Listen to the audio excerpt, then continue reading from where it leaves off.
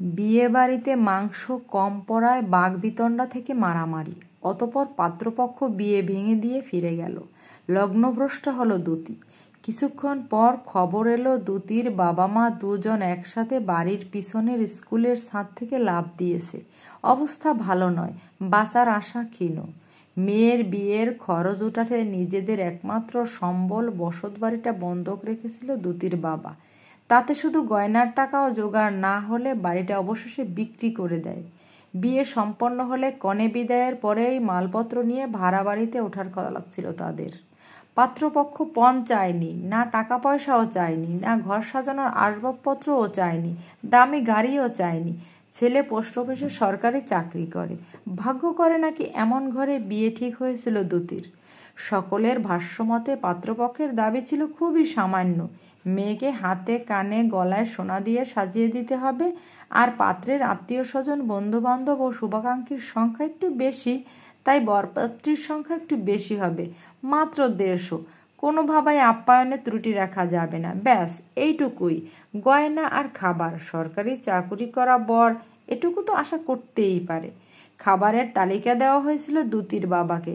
খাসির মাংস সবাই খায় না, আবার মুরগিও সবাই খায় না, তাই আয়োজনে খাসি আর মুরগি দুটোই রাখতে বলা হয়েছিল। মাছের মধ্যে কোরাল মাছ, ইলিশ, চিংড়ি আর বড় রুই, আর ডাল, ডিম, সাথে দই, মিষ্টি তো আছেই। বাড়ি বিক্রির টাকায় দ্যুতির হাত, কান আর গলা ভর্তি গয়নাই হচ্ছিল না, তাতে বরপক্ষের খাওয়া কি করে সম্ভব হবে? সঞ্চয় করা যে টাকা ছিল তাতেও হবে না। এই আয়োজন করতে যে টাকা ছিল তাতে 20 জনের খাবারও হতো না। শেষমেশ আরও 4 লাখ টাকা ঋণ করে জমজমাট আতিথেয়তার আয়োজন করে দ্যুতির বাবা। একমাত্র মেয়ের বিয়ে বলে কথা, কিন্তু 150 বরযাত্রী আসার কথা থাকলেও বরযাত্রী আসে প্রায় 200-র কাছাকাছি, যার ফলে খাবার কম পড়ে এবং ঘটে এমন লজ্জাজনক দুর্ঘটনা। বিয়ে ভাঙার অপমানে দ্যুতির বুক কাঁপলেও সে কাঁদেনি একটুও। এমন একটা পরিবার যারা 150 বরযাত্রী আসার কথা বলে 200 বরযাত্রী নিয়ে চলে আসে, আবার খাবার কম পড়লে নির্লজ্জের মতো মাংস চেয়ে মারামারি করে, সে পরিবারের হাত থেকে যে বেঁচে গেছে এটাই অনেক। এমন মেরুদণ্ডহীন, আত্মসম্মানহীন ছেলেকে পরিবারে বিয়ে হয় না, এটাই অনেক ভালো কথা। এই ভেবে তো সে বেশ শক্ত ছিল, কিন্তু তার বাবা মা তাকে গলায় দড়ি দিতে বলে নিজেরাও আত্মহত্যা করলো। এই দুঃখ সে রাখবে কোথায়? আর ঋণের বোঝা, সে কি করে শোধ করবে এত টাকার ঋণ? বাবা মার আত্মহত্যার চেষ্টা করার আগ পর্যন্ত এত টাকা ঋণের কথা সে জানতো না। এমনকি বাড়িটাও যে বিক্রি করে দিয়েছে তাও সে জানতো না। সে জানতো বাড়ি বন্ধক রেখেছে বাবা, বন্ধকের টাকায় বিয়ের আয়োজন হয়েছে। বাবা মায়ের আত্মহত্যার খবর পাড়ায় জানাজানি হতেই বাড়ি এসে উপস্থিত হলো ঋণদাতারা। তখনই সব জানলো দ্যুতি। সে ঘর কোনো মেয়ে, বাইরের দুনিয়া সম্পর্কে ধারণা প্রায় নেই বললেই চলে। গ্রামের ভেতর এমন একটা ছোট্ট বাড়ির দাম কত হতে পারে, আর বিয়ের মতো এত বড় আয়োজনের খরচই বা কেমন, তার ধারণা দ্যুতির একদমই ছিল না। বাবা মা তো বুঝতেও দেয়নি। তাদের সর্বস্ব এই বিয়ের যজ্ঞে আহুতি দিয়ে মেয়ের বরপক্ষের খিদে মেটানোর আয়োজন করেছে। জানলে বিয়ের জন্য রাজি হতো না। দ্যুতির বিয়ের সাজেই হাসপাতালে ছুটল। যাওয়ার পর জানতে পারলো বাবা মা দুজনের অবস্থাই খুব খারাপ। গ্রামের হাসপাতালে তাদের রাখা হলো না, নিতে বলা হলো সদরে। দ্যুতির একমাত্র সম্বল তখন গায়ের গয়নাগুলো। অ্যাম্বুলেন্সের ভাড়া এবং চিকিৎসা খরচের জন্য গয়না বিক্রি করতে হবে। যাওয়ার আগে মায়ের সাথে কথা বলতে গেল দ্যুতি। শুনতে পেল মা বিড়বিড় করে বলছে, মইরা যা দ্যুতি, গলায় দড়ি দিয়ে সব শেষ।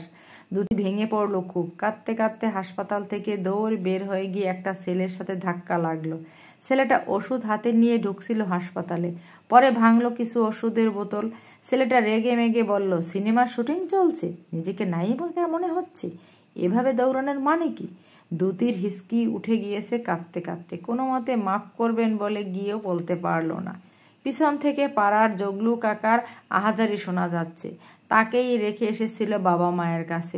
পিছু ডেকে বলছে, তোর বাপের আর নাই রে দ্যুতি, তোর বাপে আর নাই, দাদায় আর নাই। এবার পরিস্থিতি বুঝতে পারলো অনিন্দ। দ্যুতির বিয়ের সাজ দেখে আরও বেশি মায়া হলো। আহারে, বিয়ের মণ্ডপ থেকে উঠে এসেছে নিশ্চয়ই। হাতে শাখা থাকলেও সিঁথিতে সিঁদুর নেই, তার মানে বিয়ে সম্পন্ন হয়নি। তার মধ্যেই হাসপাতালে ছোটাছুটি করতে করতে বাবাকে হারালো। অপরাধ বোধে সরি বলবে, এর মধ্যেই দ্যুতি জ্ঞান হারালো। লুটিয়ে পড়লো হাসপাতালের মেঝেতে। অনিন্দ দ্যুতিকে নিয়ে হাসপাতালের ভেতরে ঢুকলো। দ্যুতিকে জরুরি বিভাগে রেখে ওষুধপত্রগুলো আবার কিনে নিয়ে এলো। এর মধ্যে দ্যুতির জ্ঞান ফিরলে খুব বেশি সময় লাগলো না। চোখ খুলে চিৎকার করে কাঁদতে লাগলো। কাঁদতে কাঁদতে ছুটে গেল বাবার কাছে। এত কিছুর মাঝে দ্যুতি খেয়ালই করলো না সেই অচেনা ছেলে তার সাথে সাথে দৌড়াচ্ছে আর বলছে, শান্ত হন, আপনি দুর্বল, আপনার সেন্সলেস হয়ে যাবেন, আপনার মায়ের জন্য আপনাকে সুস্থ থাকতে হবে। দ্যুতি বাবার কাছে গিয়ে দেখলো রক্তাক্ত নিথর শরীরটা হাসপাতালের বেডে পড়ে আছে। পায়ের কাছে বসে খুব কাঁদলো। অনিন্দ পাশে দাঁড়িয়ে রইল। না মেয়েটাকে একলা ফেলে চলে যেতে পারছে, আর না ভরসা দিয়ে বলতে পারছে, কেঁদো না মেয়ে। জগলু কাকার থেকে সম্পূর্ণ ঘটনা শুনেছে অনিন্দ। হাসপাতালের মোটামুটি সবাই এখন জানে পুরো ঘটনা। বিয়েতে মাংস কম পড়ায় একটা পরিবার কিভাবে শেষ হতে পারে সে গল্প এখন সবার মুখে মুখে। দ্যুতির মায়ের কাছে গেল এবার। মায়ের হাত ধরে বলল, তোমাকে সদরে নিয়ে যাব মা, তোমার কিছু হবে না, আমি এক্ষুনি টাকা নিয়ে আসছি। দ্যুতির মা কথা বলতে পারছে না, মুখে অক্সিজেন মাস্ক। মাস্ক সরিয়ে খুব কষ্ট নিয়ে বলল, মরস নাই এখনো, গলায় দড়ি দে। আমার চিন্তা করিস না, আমার সময় শেষ। ময়রা যা, সব ছিঁড়া খাইব, একলা বাঁচতে পারবি না। ময়রা যা, নিজের বাঁচা নিজেই বাঁচ। দ্যুতি আরও ভেঙে পড়লো। একদিকে বাবার মৃত্যু, অপরদিকে মৃত্যু পথযাত্রী। মা বলছে মরে যেতে। সে তো এত শক্ত মনের মেয়ে কখনোই ছিল না।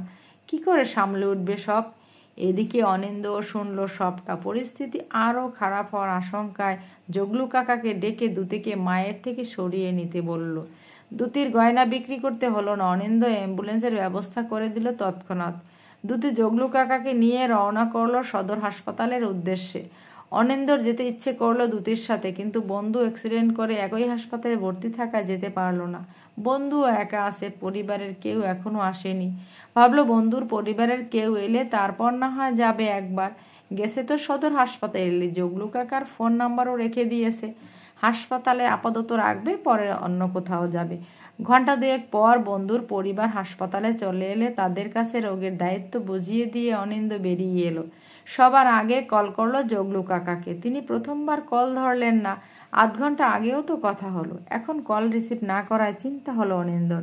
আবারও কল করলো। এবার জগলু কাকা কল রিসিভ করেই হাউমাউ করে কাঁদতে লাগলেন।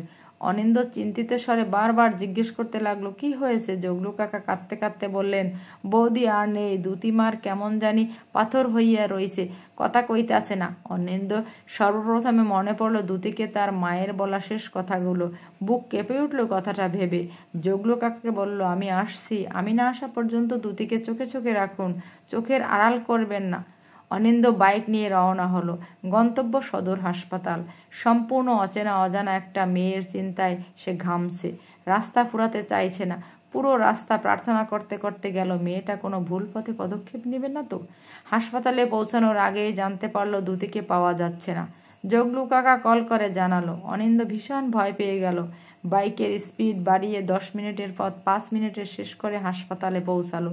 হাসপাতালের বিল্ডিংয়ের সামনে যেতেই চোখে পড়ল ছাদের দিকে। দ্যুতি ছাদের কিনারায় দাঁড়িয়ে আছে। চাঁদের আলোয় মনে হচ্ছে লাল টুকটুকে বেনারসি পরা লক্ষ্মী প্রতিমা যেন। সে নিজেকে বিসর্জন দিতে প্রস্তুত।